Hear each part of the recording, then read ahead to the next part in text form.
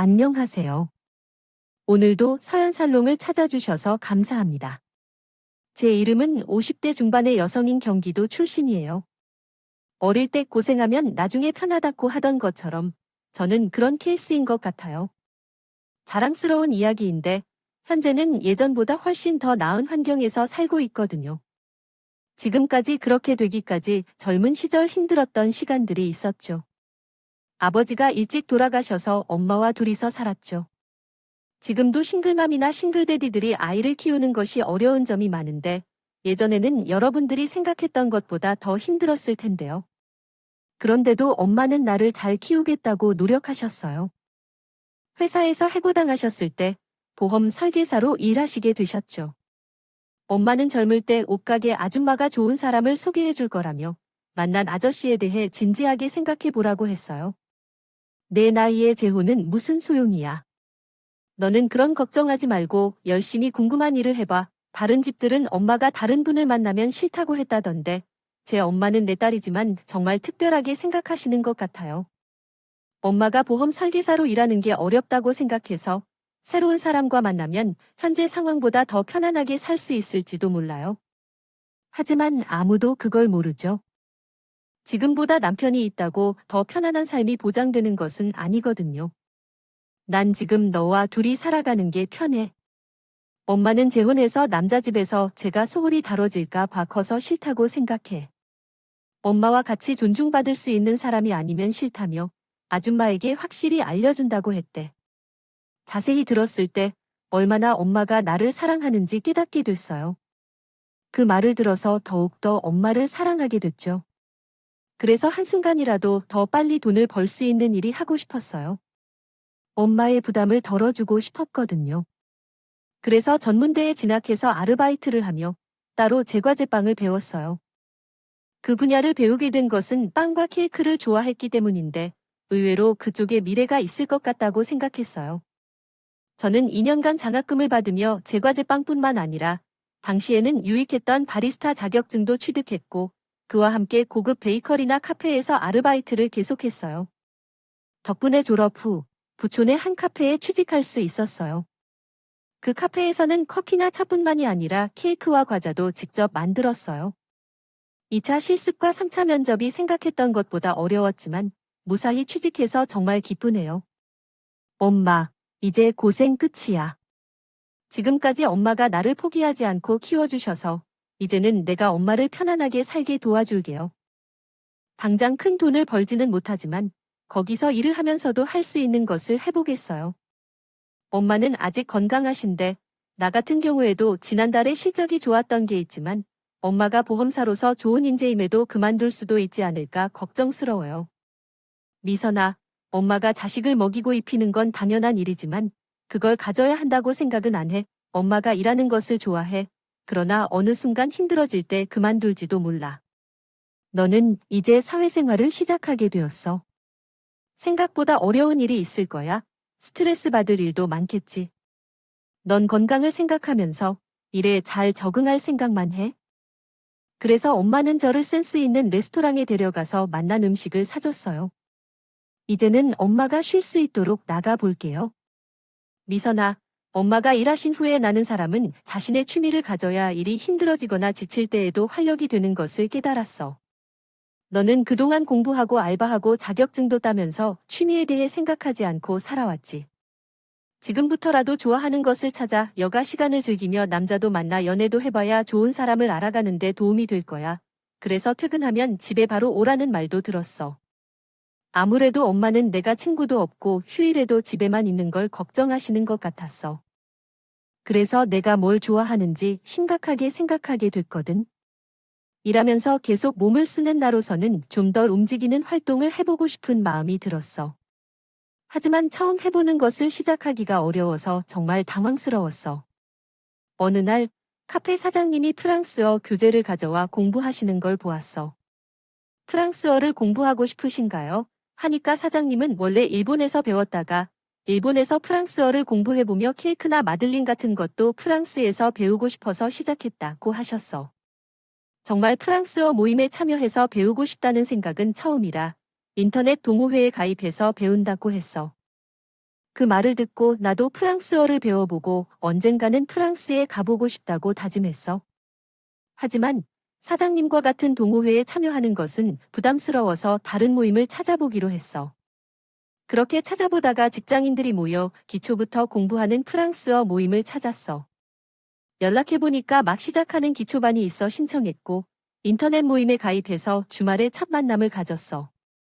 처음에는 운이 좋다고 생각했는데, 프랑스어를 조금 배워봤지만 본격적으로 공부한 적은 없었기에 기초부터 시작한다는 게 나한테 딱 맞을지 걱정이었어. 그렇게 인생에서 최악의 인연을 만나는 건 아닐까 생각하며 모임에 참석했을 때 쑥스러웠고 다른 사람들과는 조금 다르게 여유롭고 풍요로워 보이는 걸로 느꼈어. 그런데 몇 번 같이 공부하며 어울려 보니 다른 사람들도 나름의 고민이 있고 이해할 만한 부분들이 있었어. 어느새 공부도 하면서 사람을 만나는 취미를 즐기게 되었어. 주말마다 함께 공부하고 한 달에 한 번은 함께 영화를 보거나 탁구를 치거나 볼링을 즐기는 그 모임이 정말 좋았어. 그렇게 프랑스어 모임에 참여하면서 시간이 6개월이 흘렀어. 내 자신이 카페 생활에 완전히 적응되어 어려운 일도 잘 처리할 수 있게 됐어.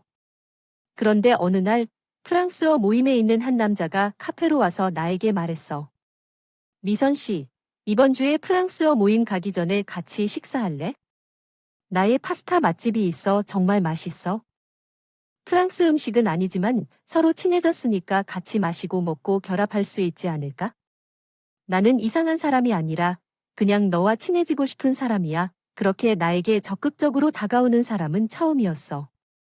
당황스럽기도 하고 기분이 좋기도 했어요. 저는 모임 전에 남자를 만나 같이 식사를 했어요. 밥을 다 먹고 나가기 전 남자는 대뜸 이러더군요. 미선 씨, 나랑 사귈래요? 저 미선 씨 마음에 드는데, 미선 씨는 저 어때요? 갑자기 그러시니까 제가 뭐라고 해야 될지 모르겠어요. 그냥 마음에 끌리는 대로 하시면 돼요. 근데 제 생각에는 미선 씨도 저 마음에 있는 것 같거든요. 어때요? 제 말 맞죠? 저는 그 사람의 넉살에 그만 웃음을 터뜨리며 알겠다고 만나보자고 했어요. 처음 남자를 사귀어 보는 설레임도 있었던 것 같아요. 그 사람 말대로 어느 정도 마음에 있었던 것도 사실이고요. 늘 유쾌하고 재밌는 말도 잘하는 그 사람의 여유가 부럽기도 했고 멋있다고 생각한 적도 있거든요. 만나보니 남자는 생각보다 마음이 여리고 소심한 면이 있었지만 그래도 좋았어요. 제가 아버지를 일찍 여인 것처럼 남자 아버지도 중학생 때 돌아가셨다고 하더라고요. 저보다 훨씬 풍요롭게 자랐을 줄 알았는데 그런 공통점이 있다는 걸 알고 나니 좀 측은하게 느껴지기도 하더군요. 그렇게 저는 남자와 1년이 넘게 사귀게 됐고 막연히 그 사람과 결혼하게 될 거라고 믿고 있었죠. 저는 남자가 먼저 결혼하자고 말해주길 기다렸어요. 하지만 그 사람은 어쩐지 결혼 이야기가 나오면 화제를 다른 걸로 돌리곤 했어요. 점점 답답해지기 시작했어요. 민종 씨, 혹시 저랑 사귀기만 하고 결혼할 생각은 없는 거예요? 제가 민정 씨 마누라나 되는 것처럼 대하다가 언제 그랬냐는 자꾸 헷갈리게 하니까 짜증나려고 해요. 대체 왜 그러는데요? 뭐가 문제예요? 저랑 결혼하기 싫으면 싫다고 하세요. 저는 더 이상 이도저도 아닌 상태로 민정 씨 만나고 싶지 않아요. 집에서는 결혼할 나이인데 뭐 하고 있는 건가 걱정도 하시고요. 이런 식으로 질질 끌 거면 저는 확실히 하고 싶어요. 미선아, 내 말 좀 들어봐. 나도 결혼 이야기 꺼내고 싶었어. 근데 승진도 안 되고 앞으로 어떻게 될지 모르는데 이런 상태에서 결혼하자고 하면 좀 걱정이 됐지. 나 진짜 미선인 너랑 헤어지고 싶은 마음 요만큼도 없어. 그래도 이게 워낙 인생의 큰 문제다 보니 쉽게 말이 안 나오는 것 같아. 그럼 다음 주까지 잘 생각해봐요. 민정 씨가 무슨 결정을 하든 저도 거기에 맞춰서 제 다음 인생 계획을 세울 거니까요. 그 사람에게 최후 통첩을 하고 일주일이 지났어요. 남자는 저한테 아무 연락도 하지 않았어요. 우리는 이대로 그냥 끝이구나 생각하며 카페 문을 닫고 정리를 하려는데 그 사람이 헐레벌떡 들어왔어요. 그러더니 다짜고짜 제 앞에 반지 케이스를 꺼내들더군요. 이렇게라도 하지 않으면 또 못할 것 같아서 무작정 왔어. 나랑 결혼해준다고? 미선아, 내가 너 진짜 후회 안 하게 해줄게. 너랑 헤어진다고 생각하니까 정말 못 견디겠더라. 난 너 없이는 이제 안 될 것 같아. 나도 민중 씨하고 결혼하고 싶어요. 우리 결혼해요. 그렇게 저희는 결혼을 약속하게 됐고 양쪽 집안 인사를 드렸어요. 엄마는 남자에게 그저 저한테만 잘하라고 신신당부했죠. 시어머니와 아가씨도 저를 살갑게 맞아줬고 남편 내조만 잘하라고 하셨어요. 저는 정말 잘 맞는 사람들을 만났다고 생각했어요. 결혼 생활을 꾸려갈 많은 계획들, 재미있는 발상들이 정말 많았어요. 하지만 그 꿈은 신혼여행에서 돌아오자마자 깨져버렸어요. 신혼여행 후 처음 인사하러 간 날, 시어머니는 됐다. 요즘 촌스럽게 무슨 인사를 한다고 그래? 시집 왔으면 얼른 나서서 식구들 밥부터 해야지 라며 제 등을 떠밀어 부엌에 들여보내더니 냉장고에 잔뜩 사다 놓은 재료를 차르르 꺼내놓고는 바로 일을 시켰어요. 저는 얼떨결에 음식을 만들기 시작했고 남편과 시댁 식구들이 다들 식사를 하는 동안에도 같이 밥을 먹지 못하고 부엌 청소를 했어요. 제가 부엌에서 마지막 설거지를 하고 있는데 남편은 시어머니랑 자기 형하고 과일을 먹으면서 잡담을 하더라고요. 제가 점심시간에 와서 밤이 되도록 일만 하는데 아예 저는 안 보이는 것처럼 자기들끼리 히히덕거리는데 너무 화가 났어요. 라며 신혼집으로 돌아올 수 있었어요. 근데 당신 집은 원래 이런 식이야? 신혼여행에서 바로 인사드리러 갔는데 이렇게 일만 할 줄은 몰랐어. 나 오늘 밥도 물도 제대로 먹지 못했다고. 거기다 내가 시댁 먹을 음식까지 다 하는데 당신은 어떻게 나를 한 번도 들여다볼 생각을 안 해? 어머니도 어머니지만 당신한테도 너무 섭섭해. 당신 형도 그래. 어떻게 가만히 앉아서 갖다 주는 거 받아먹기만 해. 나하고 제대로 인사도 안 했어. 원래 그런 거 아니야? 나는 엄마와 그렇다고 하니까 그런가 보다 했지. 원래 그런 게 어딨어? 여자들이 시댁 도우미 하려고 결혼한 줄 알아? 나는 당신하고 살려고 결혼한 거지. 당신 본가에 가서 이렇게까지 일하려고 결혼한 게 아니야? 아, 이런 말은 정말 의외다. 미선이, 너 이런 계산도 할 줄 아는 애야? 나랑 결혼했으면 우리 집에 맞추고 엄마 혼자 일하시는데 도와드리는 것도 당연하지.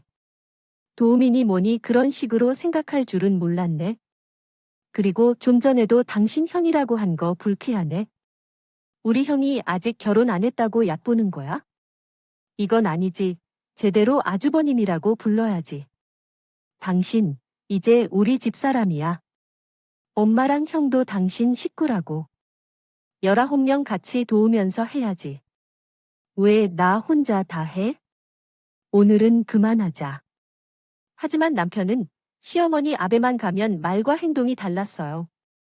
시댁에만 가면 원래 자기가 쓰던 방에 들어가 틀어박혀 일절 나오지도 않고 저를 얼마나 부려먹던. 신경도 안 썼어요. 시어머니는 걸핏하면 저를 불러 일을 시켰고 아주버니는 저만 보면 자꾸 용돈을 날라고 하기 일쑤였어요. 재수 씨, 저 친구 만나러 가는데 돈 좀 주세요. 재수 씨, 돈 좀 있어요. 나 살게 있는데 좀 보태줘요. 재수 씨, 왔네요. 나 시험 보러 가는데 차비 좀 주세요. 시댁에서 일하는 것도 피곤해 죽겠는데 형이라는 사람이 볼 때마다 돈을 달라고 하니 정말 스트레스가 됐어요. 남편의 형은 7급 공무원 시험을 본다고 몇 년째 공부 중이라고 했어요. 한 번은 제가 돈을 달라는 걸 정중히 거절했어요. 아주버님, 저 올 때마다 매번 용돈 드렸잖아요. 그러나 우리 상황은 넉넉하지 않아요. 매번 어렵고 한 달에 한 번씩 받게 드릴 수 없다면서도 시어머니가 제 어깨를 콱 잡아당겼어요. 너 지금 그게 우리 민석이에게 하는 말이야? 내가 지금 내 아들을 돈 때문에 무안하게 하는 거야? 입이 다 떨어질 만큼 먹는 거 들었더니 지금 하늘 같은 아주버님을 돈 몇 푼에 망신을 주는 거야. 어머니 망신이 아니라 제 사정을 말씀드린 거예요. 저는 첫 만남부터 어머니의 지시대로 모든 걸 했어요. 어머님과 아주버님께서 무거운 것을 혼자 들어도 도와주지 않으셨죠. 너는 원래 음식 만드는 것이 직업이잖아. 그러니 집안일은 쉬운 일이 아니니까. 누가 들으면 우리가 나한테 뭘 시킬래? 시킨다고. 돈이나 뜯고 집안 살린다고 고약하게 시키는 줄 알겠다. 제가 하는 일은 베이킹인데요. 반찬하고 밥하는 것과는 다르죠. 고약하다는 뜻으로 말씀드린 게 아니라 제 어려움도 좀 알아주셨으면 좋겠다는 말씀을 드리는 겁니다. 언젠가 하고 싶었던 말을 결혼 6개월 만에 조심스럽게 꺼냈어요. 하지만 조금은 반성할 줄 알았던 제 예상과는 달리 시어머니는 펄펄 뛰며 난리를 쳤어요. 너 되게 웃기는 애다. 너 전문대 소리야? 선시장에서는 취급도 안 하는 학벌이라고. 그런데 대졸인 우리 아들 꼬셔서 묻으면 나 죽었단다 하고 시키는 대로 해야 중간이라도 가지. 진짜 어떻게 배워먹었는지 아주 싼 것을 집에 들였어. 이래서 사람들이 결혼 전에 부모 자리를 봐야 된다고 했잖아. 어머니, 저한테는 뭐라고 하셔도 돼요. 그러나 우리 엄마는 함부로 말씀하지 말아주세요. 우리 엄마는 제가 키우느라 엄청 노력하시고 사신 분이에요. 어머니도 혼자 되셔서 그런 걸 잘 아시잖아요. 야, 내가 감히 나를 너네 엄마한테 비교를 해? 보험 아줌마하고 중학교 선생이었던 나를. 이봐, 진짜 뭘 모르네라며 시어머니는 제 어깨를 잡고 손을 치며 밀었고 아주버님은 저를 경멸하는 눈초리로 째려보며 말했습니다. 처음 나 용돈 이야기가 왜 이렇게까지 되는 거야? 어이가 없네. 남편은 집에 와서 저에게 심각한 표정으로 말씀하셨어요. 당시엔 오늘 너무한 걸 알아? 그게 형한테 할 소릴 테니까 우리 형이 돈을 달라고 하면 얼마나 했다고? 그래, 솔직히 당신이 이렇게 계산적인 여자일 줄 꿈에도 몰랐어. 진짜 어이가 없어. 말이 다 안 나온다. 나 너무해. 앞으로 이런 일 안 생기게 내가 불편한 거 말하면 도와준다고 했던 거 누군데? 결혼 6개월 동안 뭘 했다고 그래 놓고 계산적 뭐가 계산적인데 당신 형한테 용돈 안 준 거 시댁 가서 일만 했다고 말한 거. 그만하자. 말이 안 통해. 내가 하고 싶은 말이야. 결혼 6개월 만에 저는 엄청난 후회를 했어요. 엄마 말씀대로 더 많은 남자를 사귀어 봤어야 했는데 그 말 한마디에 너무 성급하게 마음을 주었어요. 계속 마음이 쓰리고 괜히 분하기까지 했죠. 결혼 전에 소심한 면도 자상한 것으로 착각되어 좋아 보였지만 지금 보니 이 사람은 아주 자기네 집중심으로 돌아가고 있어요. 그날 결혼 생활이 언제 어떻게 될지 모르겠다는 생각이 들었고 마음을 단단히 먹었어요. 그래서 카페 사업 확장에 동참하기로 했어요. 만약 계속 같이 산다고 하더라도 제가 버는 게 변하지 않으면 시어머니는 아예 저를 앉아둔 채 자신의 집 일만 시키려는 모습이었어요. 저에게는 남편보다 돈을 많이 버는 게 중요한 무기였죠. 그래서 과감하게 카페 2호점을 오픈하는 데에 투자를 했고 나를 좋게 평가해주던 사장님께서 기꺼이 사업 파트너로 받아주셨어요. 그 후 카페 운영에 정신을 집중하다 보니 시어머니는 결국 주말마다 부르는 것을 포기했어요. 열심히 카페를 운영하면서 사장님과 스태프들과 의견 충돌이 있어도 차라리 그게 나았어요. 카페 2호점을 맡으면서 아주버님은 공무원 시험에 합격했어요. 어느 날 친구들과 합격 파티를 한다며 카페에 케이크를 사러 왔는데 그 특유의 무시하는 눈빛으로 카페를 둘러보더니 전문대 나온 사람이 일하는 데는 이렇게 생겼네요. 내가 뭣도 모르고 여기서 애들 코 묻은 돈 받은 걸 받아버린 걸 받아서 뭐 이제는 그럴 일 없을 테니까 안심하시고 마음이 편하셔도 됩니다. 라고 말했어요. 매니저는 그 사람을 물어보았지만 그러면서 한 달 매출이나 월세가 얼마인지 알고 지내세요라며 이런 노른자를 하셨어요. 땅에서 카페를 하는 것이 얼마나 힘든데 이런 사람이 다 있습니다. 같이 일하는 직원은 오히려 더 분통을 터뜨렸어요. 진짜 그런 인성을 가진 사람이 고급 공무원이라니 말이 안 나왔어요. 더구나 몇 년이나 엄마에게 얹혀 살면서 공부한다고 돈도 한 푼 안 벌고 받아서 쓰기만 한 사람이 할 말은 아니었지만 저는 그게 놀랍지도 않을 만큼 남편 집안 식구들의 성격을 알아가게 되었어요. 남편과 나는 신혼 초부터 시야가 좋지 않았던 것이 여전히 풀리지 않고 냉랭한 채로 지내고 있고요. 그러던 중 친정 엄마의 생신이 돼서 같이 레스토랑에 가기로 했고 엄마가 잠깐 집에 들렀어요. 그런데 갑자기 시어머니가 집에 온 것이었어요. 남편은 아직 퇴근도 하지 않았고 오늘 생신 자리도 같이 가자고 하지 않았거든요. 그만큼 저희 사이는 가깝지 않았어요. 그런데 시어머니가 황당한 말을 하기 시작했어요. 수사부인 생일 밥 먹으러 가시는 길이니까 제가 짧게 얘기할 거예요. 혹시라도 생일이라고 우리 민종이에게 선물 사달라고 하거나 그러시면 안 됩니다. 딸내미랑 밥 먹는 것으로 끝내세요. 박서방한테 뭐 받을 생각은 꿈에도 하지 않습니다. 제 생일은 제가 알아서 할 테니 사부인은 신경 쓰지 않아도 좋겠어요. 지금 사부인이 저한테 그런 식으로 말씀하셨던 걸 입장하시지 않으면서 사회에 나가면 사부인이 저랑 같은 자리에서 말이나 섞을 위치예요. 보험하던 양반이 어디서 천재 교사한테 그러한 말씀을 하세요. 그리고 우리 며느리 돈 사부인한테 가는 것 매우 불편하며 쟤는 우리 집 식구가 아니잖아요. 저한테 돈은 가져가지 말라고 약속하세요. 저는 너무 화가 나서 진짜 뚜껑이 열린다는 것이 무엇인지 알겠더라고요. 엄마님은 오늘 생신 맞고 아무리 결혼을 했다고 해도 우리 엄마 딸인 건 변함없어요. 어떻게 전직 교사였다는 분이 생일에 그런 무례한 말씀을 하시는지 이해가 안 돼요. 그리고 제가 본 돈은 제가 어떻게 쓰든 상관이 없으니 어머니는 신경 쓰지 말아주셨으면 좋겠어요. 저도 그 사람이 어머니한테 돈을 얼마나 드리는지 터치 안 하거든요. 각자 알아서 쓰면 되는 거잖아요. 내가 주다를 가르쳐야 되느냐? 천주교사는 바른 말조차 못하니. 그리고 너 지금 말한 거, 그게 한 집에 같이 사는 부부의 태도야. 이건 따로 사는 것과 다를 바 없네. 왜 여기서 살리?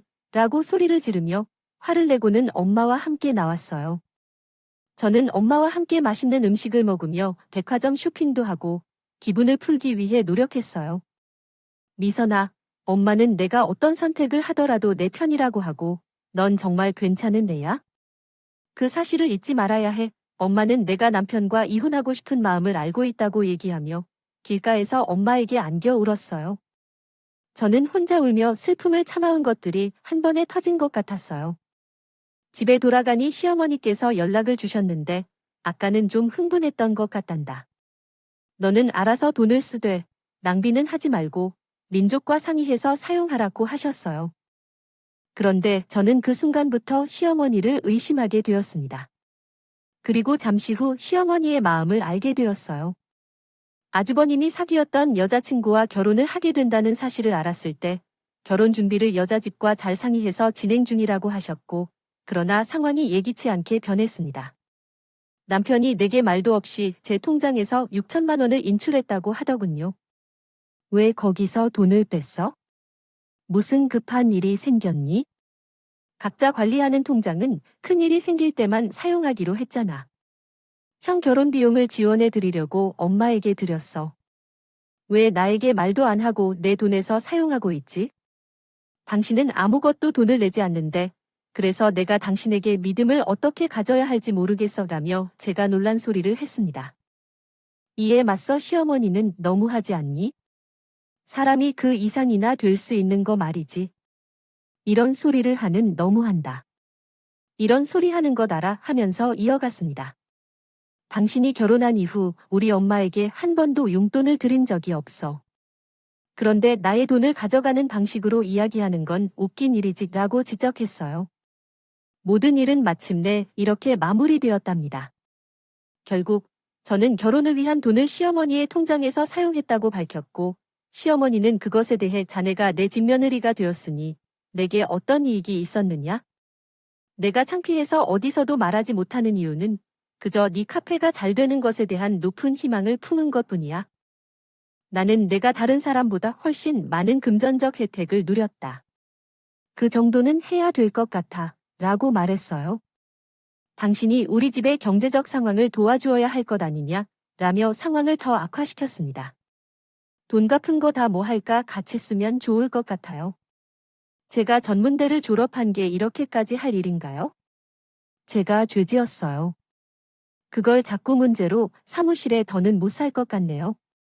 돈을 돌려주세요. 이혼하겠습니다. 야, 너 지금 집안의 중대한 일 앞두고 뭐가 어째? 아주 협박을 해. 그래, 이혼해. 누가 더 손해인데. 그래, 우리 민족이는 아실 거 하나도 없으니까. 어디 마음대로 해봐.